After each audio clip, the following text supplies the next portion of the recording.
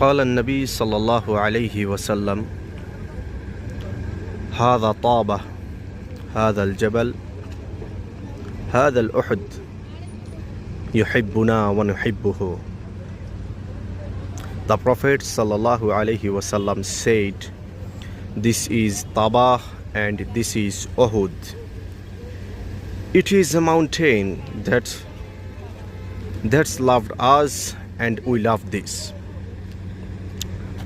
অর্থাৎ নবী করিম সাল্লাল্লাহু আলাইহি ওয়াসাল্লাম বলেছেন, এটা হচ্ছে তাবাহ, এটা এমন একটি খণ্ড, এটি এমন একটি পাহাড় যেটি আমাদেরকে ভালোবাসে এবং আমরা এই পাহাড়কে ভালোবাসি।